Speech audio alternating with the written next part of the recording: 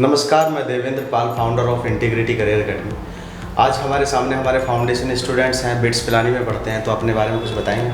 मेरा नाम चिन्मय बिदरकर है। मैं बिट्स पिलानी में कंप्यूटर साइंस और फिजिक्स परस्यू कर रहा हूँ। मेरा नाम प्रणव कोचेटा, मैं सेकंड ईयर स्टूडेंट हूँ बिट्स पिलानी में, मैथ्स प्लस मैकेनिकल। ओके, तो मैं आपसे ये पूछना चाहूँगा कि आपकी इंजीनियरिंग जर्नी कब से स्टार्ट किया आपने इंजीनियरिंग की प्रिपरेशन? ऐसे एज सच इंजीनियरिंग की प्रिपरेशन स्टार्ट नहीं की थी। मुझे बचपन से मैथ्स और फिजिक्स में इंटरेस्ट था। तो बाद में जब मैं 6th स्टैंडर्ड में गया था तो पाल सर वगैरह हमें मिले थे, तो हमें उन्होंने गाइड किया कि इंजीनियरिंग मतलब मैथ्स और फिजिक्स अप्लाइड करियर्स कैसे होते हैं। तो उन्होंने इंजीनियरिंग के बारे में बताया और फिर हमने इंजीनियरिंग करने का मन में ठान लिया था। ओके। हाँ, सेम पाल सर मुझे भी 6th स्टैंडर्ड में फाउंडेशन ज्वाइन की, पाल सर मिले तो फिर मतलब उन्होंने बताया इंजीनियरिंग में लाइफ कैसी है। मैथ्स में पहले से इंटरेस्ट था तो मतलब कर ली चूज इंजीनियरिंग। ओके, ठीक है। तो आप मुझे ये बताएंगे, जब IIT JEE की तैयारी कर रहे थे, वो ये कब से आपने स्टार्ट की, मतलब एकदम अच्छी तरीके से कैसे, कब से IIT JEE की में प्रिपरेशन अच्छी तरीके से करना स्टार्ट किया? IIT JEE की प्रिपरेशन वैसे स्टार्ट तो 6th-7th में की थी। मेन प्रिपरेशन तो 11th-12th में होती है, लेकिन जो बेसिक प्रिपरेशन है वो 6th-7th में स्टार्ट की थी। तब से हमें बेसिक डाउट्स वगैरह सभी क्लियर हो गए थे। तब से मेन प्रिपरेशन हमारी शुरू हुई थी। ओके, मीन्स आपने 6-7 से पहले ही बेसिक्स कंसेप्ट क्लियर करना स्टार्ट कर दिया? हाँ, मतलब 6-7 रूट्स बनते हैं आपके JEE प्रिपरेशन के, तो बहुत इम्पोर्टेंट है। ओके। तो आप मुझे ये बताएंगे कि आपने जो इम्पोर्टेंट बुक्स हैं वो कैसे कवर की इम्पोर्टेंट बुक्स को? तो बस मतलब टीचर ने जो बोला उसको ब्लाइंडली फॉलो किया। मतलब टीचर को एक्सपीरियंस होता है, उनके पास बहुत हज़ारों बच्चे होते हैं, मतलब उन्होंने देखा है कैसे होता है बुक्स, तो बस उनको ब्लाइंडली फॉलो किया। तो जब आप JEE की प्रिपरेशन कर रहे थे तो उसको JEE क्रैक करने के लिए या बिट सेट क्रैक करने के लिए आपने क्या चैलेंजेस आपके सामने आए और उनको कैसे हैंडल किया? कभी कभी मार्क्स कम आते थे, कभी कभी डिमोटिवेशन होता था कि हमें क्यों नहीं मार्क्स आ रहे, हमने पढ़ा है फिर भी हमें कुछ नहीं समझ आ रहा। ओके। तो ऐसे डिमोटिवेटेड टाइम में हर बार हमें मोटिवेशन लाना चाहिए। पाल सर हमें बहुत बार गाइड करते थे, मोटिवेट करते थे, ऐसे ऐसे पढ़ाई कीजिए, ऐसे हमारे बहुत सारे डाउट्स भी क्लियर करते थे। तो ये सब भी हमारे सामने की डिफ़िकल्टीज होती थी। और मतलब बस कभी मार्क्स कम आते थे, फिर प्रेशर होता था परफॉर्मेंस का कि मतलब मार्क्स आने चाहिए, तो बहुत डिमोटिवेट होते थे। तो पाल सर का कॉल आता था मतलब वीकेंड्स पे, और वो मोटिवेट करते थे कि तुम कर सकते हो, कर लोगे। ओके, तो बस वही मतलब हमेशा मोटिवेटेड रहा चैलेंज से। ओके, मीन्स आप ये बोलना चाहोगे कि आपको अपनी परेशानियों को नहीं देखना है कि उसको कैसे, परेशानियों को अपने आप पर हावी नहीं होने देना। हाँ, उसको सॉल्व कैसे अच्छी तरह से यस, उस पर विचार करना है। बिल्कुल सही है। तो अभी मैं ये पूछना चाहूँगा, जैसे कि आपने अर्ली स्टेज से ही फाउंडेशन करना स्टार्ट कर दिया था 6th-7th क्लास से, तो स्कूल स्टडीज़ और प्लस में फाउंडेशन करना, पैरेलली चलाना, तो इसमें कोई डिफ़िकल्टी आई आपको? वैसे तो कुछ डिफ़िकल्टी इसमें नहीं आती सर, क्योंकि जो हमें फाउंडेशन में सिखाया जाता है वो हर बार एक लेवल हायर ही होता है हमारे स्कूल स्टडीज़ से। मैथ्स और साइंस वगैरह तो इधर बहुत ही हाई लेवल का चलता है, मतलब बहुत नहीं, हमारे चाहिए हमारे लेवल का, जिसको जो ज़रूरत है उस हिसाब से चलता है, तो हमें हो जाता है वो क्लियर। ओके, आप कुछ बोलना चाहेंगे? मतलब अगर हार्ड कर लिया है आपको तो आपने तो इजी में क्या ही डिफिकल्टी आएगी, वो उल्टा और इजी होते जाएगा। तो मतलब स्कूल में डिफिकल्टी तो नहीं है, पर बेनिफिट हुआ फाउंडेशन। तो अभी जैसे फाउंडेशन स्टेज पे हम कॉम्पिटिटिव एग्जाम देते हैं, जैसे कि और स्कूल लेवल पर ओलंपियाड होते हैं, NTSC और बाकी के काफ़ी एग्जाम है, प्री RMO, IJS हो, होमिवाबा। तो आप इन एग्ज़ाम के बारे में, ये कॉम्पिटिटिव एग्जाम बच्चों को देने चाहिए क्या नहीं देने चाहिए अर्ली स्टेज में? हाँ, एग्ज़ाम्स तो बहुत ज़्यादा इम्पोर्टेंट है, वो आपका टेम्परामेंट बिल्ड करते हैं, फिर आपको बताते हो आप किधर स्टैंड करते हो मतलब पूरे क्राउड में, फिर आपका नॉलेज टेस्ट होता है और मतलब टाइम मैनेजमेंट वगैरह, और फिर बाद में 11th-12th में JEE वगैरह में भी हेल्प करेगा, वो आपका कॉन्फिडेंस बूस्ट करते हैं। ओके, ठीक है। मीन्स वो JEE के अगर आप 11th-12th में जाएंगे तो वहाँ पर आप नीट एग्ज़ाम देना होता है, JEE का एग्ज़ाम देना होता है या बिट सेट का एग्ज़ाम देना होता है। तो यहाँ पर अगर आप अच्छे से एग्ज़ाम टेम्परामेंट क्रिएट होता है, इससे कि आप अच्छा फिर बाद में एक एग्ज़ाम देने की कैसे आदत लगती है, कैसे प्रेशर हैंडल करना होता है, वो सबको आ जाता है। ओके। तो आप मुझे ये भी बताएंगे कि जैसे कि किसी बच्चे के यहाँ पर अगर फाउंडेशन कर रहा है तो यहाँ पर हमारी एकेडमी मार्क्स कम आते हैं लेकिन स्कूल में ज़्यादा आते हैं, तो इस बारे में आप क्या कहना चाहोगे? जो बच्चे फाउंडेशन करने के लिए आते हैं वो पहले से ही मेरिट के स्टूडेंट होते हैं, वो इधर आए होते हैं स्टडी करने के लिए। तो यहाँ पर जनरली कंपटीशन ज़्यादा होता है स्कूल के लेवल से।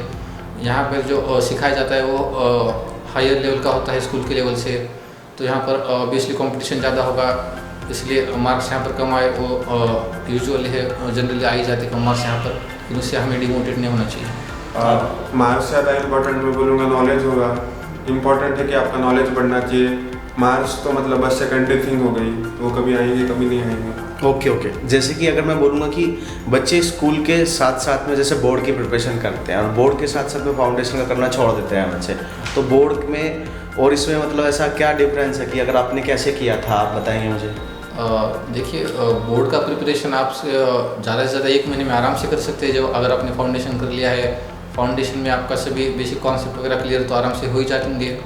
आप उल्टे बोर्ड से ज़्यादा कॉम्पिटिटिव एग्जाम्स के लिए आप प्रिपेयर कर रहे हैं फाउंडेशंस में, तो बोर्ड की ज़्यादा टेंशन लेने की ज़रूरत नहीं होती जब फाउंडेशन कर रहे हैं। ओके, तो मीन्स में आप यही बोलना चाहेंगे इस बारे में कि अगर बच्चा फाउंडेशन कर रहा है तो बोर्ड की ज़्यादा अलग से तैयारी करने की जरूरत है? बोर्ड की ज़रूरत नहीं है। मतलब मैं और मेरे फ्रेंड्स भी थे पाल सर के साथ, तो हमने भी फाउंडेशन ही की, पर मतलब सबके अच्छे स्कोर आए।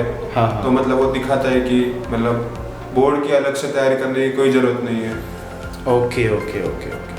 तो अगर जैसे आप कोई बच्चा ऐसा बोलता है कि मेरा जैसे हमारे यहाँ पर एडमिशन लेते हैं कि मेरा फाउंडेशन में मैथ्स अच्छा है या साइंस अच्छा है, ऐसा कुछ है पर्टिकुलरली? वो अभी बच्चे के इंटरेस्ट पे डिपेंड होता है, मैथ अच्छा है, साइंस अच्छा है। लेकिन यहाँ पर जब आप आते हैं तो आपका ओवरऑल डेवलपमेंट हो ही जाता है। जब आप फाउंडेशन में आते हैं आपको हर दूसरा सब्जेक्ट आपको करना ही पड़ेगा। कि मैथ नहीं, कुछ ऐसा भी होता है कि बच्चे बोलते हैं कि मेरा साइंस वीक है और मैथ्स अच्छा है, या मैथ्स वीक है, ऐसे कैसे हो सकता है? पॉसिबल है क्या ये? नहीं, ऐसा पॉसिबल नहीं है। और मतलब बच्चों ने एक्सप्लोर नहीं किया होता है पूरा, तो पता नहीं होता है कि क्या है। तो मतलब फाउंडेशन उनको बस ये करवाता है एक्सप्लोर पूरा। तो अगर हाँ बिल्कुल सही बोल रहे हैं आप कि मीन्स अभी हमें बच्चों को मालूम नहीं रहता कि साइंस है क्या, मैथ्स। हम सोच लेते हैं कि वो ये हार्ड है, ये इजी है, या हमें ये आ रहा है, ये नहीं आ रहा है। चलो ठीक है। अगर मैं ये पूछना चाहता हूँ कि अगर बच्चे के बोर्ड में 100% मार्क्स आते हैं तो क्या उसकी इंटेलिजेंस ही दर्शाती है कि 100% आ गए तो बच्चा बहुत ही ज़्यादा होशियार है? वैसे तो हम नहीं कह सकते ये चीज़, क्योंकि बोर्ड में 100% लाना और कॉम्पिटिटिव एग्जाम्स में मार्क्स लाना में बहुत फ़र्क होता है। कॉम्पिटिटिव एग्जाम्स में आप दूसरे के साथ कंपटीशन कर रहे हैं, ऊपर मार्क्स की कंपटीशन होती है। बोर्ड में मार्क्स मिलते हैं, कॉम्पिटिशन से मार्क काटते हैं, फ़र्क ज़्यादा होता है इसमें। बोर्ड्स में प्रैक्टिकल नॉलेज चेक नहीं होता है। मेन थिंग इस कॉम्पिटिटिव एग्जाम्स में प्रैक्टिकल नॉलेज वगैरह चेक होगा। बोर्ड में बस लर्निंग ऑफ थिंग्स होती है, तो वो मतलब जस्टिफाई नहीं करता कि कौन कितना होशियार है। ओके। लेकिन जैसे बोर्ड में किसी बच्चे के मार्क्स 100% आए, क्या वो जेई और नीट में अच्छा करेगा? ये कंपलसरी है? ये कंपलसरी नहीं। बोर्ड और जेई मतलब कम्प्लीटली डिफरेंट थिंग्स है। ओके। जैसे आपने बोला कि आपने अर्ली स्टेज में फाउंडेशन स्टार्ट किया, तो आपको क्या लग रहा है इसकी मतलब क्या है इसके बेनिफिट्स कि आपको क्या मिले इससे? बेनिफिट्स तो बहुत सारे हैं सर, क्योंकि जब आप हायर 11th और 12th में जेई की प्रिपरेशन करते रहते हैं तो बहुत सारे बेसिक कॉन्सेप्ट होते हैं जो आपके 6th 7th 8th 9th में क्लियर हो जाने चाहिए थे। तो आपको बाद में चल के दिक्कत दे सकते हैं। अगर वो आपके पहले से ही क्लियर है तो आपको बाद में ज़्यादा परेशानी का सामना नहीं करना पड़ेगा। ओके। बाकी बच्चों से एडवांटेज मिला था मुझे 11th और 12th में। मतलब बाकियों को वही समझना पड़ता है वापस, पर मुझे समझने की ज़रूरत नहीं पड़ी क्योंकि मैंने पहले से ही पढ़ा था वो। ओके। लेकिन अभी कुछ पेरेंट्स भी स्टूडेंट्स भी ये सोचते हैं कि जैसे फाउंडेशन कर रहे हैं स्कूल का बर्डन आ जाता है, कि क्या ये ऐसा बर्डन आता है क्या? नहीं सर, क्योंकि फाउंडेशन जो होता है वो स्कूल के लेवल से हायर ही होता है। तो जब आप हायर लेवल की प्रिपरेशन कर रहे हैं तो लोअर लेवल का बर्डन आपके ऊपर नहीं आएगा। और एक्चुअल में फाउंडेशन ये होता है कि आप स्कूल स्टडी के साथ साथ में कम्पिटिटिव भी पढ़ें। मीन्स बेसिक्स टू हायर पढ़ लेंगे आप कम्पिटिटिव लेवल, तो आपको स्कूल स्टडी में परेशानी होगी नहीं। कुछ बच्चे गेम खेलते हैं मोबाइल में, तो आप उस बारे में क्या बोलना चाहेंगे? गेम खेलना क्या अच्छा है मोबाइल में? इससे क्या इफेक्ट हो सकते हैं बच्चे की स्टडी पे? हाँ, इफेक्ट तो होगा। मतलब गेम एडिक्शन बन सकता है और फिर मतलब नुकसान हो सकता है उसका मेंटल हेल्थ और फिर मतलब फिजिकल हेल्थ पे भी, आई स्ट्रेन वगैरह। तो उससे अच्छा तो होगा कि कोई फिजिकल स्पोर्ट खेले, फुटबॉल, क्रिकेट वगैरह। मीन्स फिजिकल, उसको एज अ हॉबी परस्यू कर सकते हैं। ओके। उससे आपकी फिटनेस भी बरकरार रहेगी। लेकिन कुछ बच्चे जैसे बहाना बनाते हैं, पढ़ाई नहीं करते हैं और बहाना बनाते हैं, उस बारे में आप क्या बोलना चाहोगे? पढ़ाई नहीं करते, उनके पास बहुत सारे बहाने होते हैं। अभी मजे करेंगे तो बाद में सफ़र करना पड़ेगा। ठीक है। तो मतलब उससे अच्छा बेटर होगा कि अभी थोड़ा थोड़ा करते रहे कंसिस्टेंटली। बाद में बर्डन आने से अच्छा अभी कर लीजिए। ओके ओके ओके ओके, ठीक है। तो ऐसे अभी जैसे काफ़ी बोलते हैं कि बर्डन आ रहा है ऐसा, तो इसमें बर्डन वगैरह कुछ है क्या? नहीं, मतलब आगे जाके रिग्रेट करने से तो अच्छा ही है ना कि अभी से पढ़ना चालू करें। तो एक चीज़ और है कि जैसे कि बच्चा हमारे यहाँ पे भी पढ़ते हैं तो, और बाकी बच्चे भी पढ़ते हैं, तो पेरेंट्स और स्टूडेंट्स को क्या दूसरे बच्चे से कंपैरिजन करना चाहिए? नहीं सर, कंपैरिजन नहीं करना चाहिए। मतलब कंपैरिजन आपको अगर करना ही है तो किसी आइडल के साथ कीजिए जिसने बहुत कुछ ज़िंदगी में अचीव किया है, उसके साथ कीजिए। ये आपस में कंपटीशन करके कुछ मीन्स आपका कहना क्या है इस बारे में कि बच्चे को अपने में इम्प्रूवमेंट कैसे होता है? बच्चों को खुद से कंपटीशन करना चाहिए, उसको देखना चाहिए एक दिन पहले मैं क्या था और आज क्या हूँ, इम्प्रूवमेंट आई है नहीं आई है। Yes yes yes, correct. Means अपने आप को बढ़ाना है, अपने आप को ग्रो करना। Okay okay okay. तो जो आपकी जर्नी है, जैसे आप बिट्स पिलानी में हैं, तो बिट्स पिलानी में जाने के लिए जो आपका श्रेय किसको देना चाहते हैं, कि आपकी लाइफ में किसको श्रेय देना चाहते हैं? सबसे बड़ा श्रेय तो मैं मेरे मम्मी पापा को दूंगा। उनका बहुत बड़ा हाथ है इसमें। और बाद में मैं सभी टीचर्स को दूंगा, यहाँ पर बैठे पाल सर को भी श्रेय दूंगा। Okay okay. मैं भी मेरे मम्मी पापा, मेन तो मतलब कंट्रीब्यूशन उनका ही था। फिर बाकी जितने भी टीचर्स थे इंक्लूडिंग पाल सर, ओके, जिन्होंने हमेशा मोटिवेट किया। Okay okay. मतलब नॉलेज पास किया। कभी कभी क्या होता है फाउंडेशन स्टेज में बच्चों के पास में बहुत सारी बुक्स रहती हैं, और वैसे भी 11th-12th में जाते हैं बहुत डिफरेंट टाइप्स की बुक्स लेते हैं बच्चे, और एक भी बुक नहीं पढ़ते अच्छी तरीके से। उनके बारे में क्या बोलना चाहेंगे? मैं तो इस ओपिनियन का हूँ कि मतलब 100 बुक करने से अच्छा एक बुक अच्छे से करो, वो ज़्यादा इम्पोर्टेंट है। और टीचर्स भी मोस्टली यही बोलेंगे कि मतलब टीचर्स बुक सजेस्ट करेंगे बहुत सारे, पर मतलब मेन बुक एक ही होगी, वही अपने को फॉलो करनी चाहिए। ओके। मतलब टीचर्स की एडवाइस भी ले सकते हैं इस पे कि कौन सी बुक फॉलो करें, rather than following hundreds of books। Okay okay. तो अभी जैसे कोई बच्चा बुक्स कर रहा है, और ये टीचर के नोट्स वगैरह कैसे इम्पोर्टेंट है क्या है? हाँ, टीचर्स के नोट्स तो इम्पोर्टेंट हो गए, क्योंकि टीचर को पता है बच्चे को कैसे अच्छे से समझेगा। बुक्स थोड़े फॉर्मल होते हैं और मतलब बस उसमें कंसेप्ट होते हैं, टीचर्स के इसमें एग्जाम्पल्स वगैरह होते हैं, तो मतलब कन्वीनियंट होते हैं वो बुक्स है। तो अभी जैसे कि कुछ बच्चे 2 मंथ्स में ही ये सोचते हैं कि इम्प्रूवमेंट मेरा कैसे इम्प्रूवमेंट नहीं हो रहा, एडमिशन लिया और एकदम इम्प्रूवमेंट हो जाएगा, मैं एकदम चैंपियन बन जाऊंगा, तो क्या ये पॉसिबल है? नहीं सर, 2 महीने में कैसे चैंपियन कोई बन सकता है? आप अगर आप पहले से प्रिपरेशन कर रहे हैं तो आप आज जाके किसी अच्छे लेवल पे पहुंचेंगे। ओके। जो अभी बच्चे IIT JEE के लिए दे रहे हैं, मेंस का एग्ज़ाम दे रहे हैं, एडवांस का एग्ज़ाम दे रहे हैं, उनके बाद उनको क्या बोलना चाहेंगे आप? उन्हें क्या करना चाहिए? या बिट सेट दे रहे हैं तो उन्हें क्या करना चाहिए? ज़्यादा स्ट्रेस नहीं लेना चाहिए, अपना हार्डवर्क हमेशा मतलब पुट करना चाहिए। रिजल्ट्स मैटर नहीं करते अनटिल आप हार्डवर्क पुट कर रहे हो। ओके। और मतलब इवेंचुअली अच्छे प्लेस पे चले ही जाओगे अगर आपने पढ़ाई की है तो बस स्ट्रेस्ड आउट होने की जरूरत नहीं। ओके। तो आप अपने जूनियर्स को या पेरेंट्स को आप क्या बोलना चाहेंगे कि भाई अभी क्या मैसेज देना चाहेंगे आप? मैं तो बोलूँगा कि मतलब मेरे IIT JEE की जर्नी में मतलब फाउंडेशन का बहुत काम आया, तो मैं मतलब हाईली सजेस्ट करूँगा कि फाउंडेशन क्लास ज्वाइन करनी चाहिए। और हमें पता है लातूर में बेस्ट तो पाल सर की ही है। Okay, thank you. हाँ, मेरा भी वही कहना है, फाउंडेशन आप जब करेंगे तो बेसिक कंसेप्ट आपके से भी ठीक हो ही जाएंगे, तो बाद में आपको कोई दिक्कत नहीं आएगी, तो अच्छी करना चाहिए। ओके ओके ओके, ठीक है। तो अभी जैसे आप बिट सेट का जो कंप्लीट होने के बाद, अभी जैसे आपने बिट्स में एडमिशन लिया, तो अब ग्रेजुएशन के बाद आप क्या करना चाहोगे?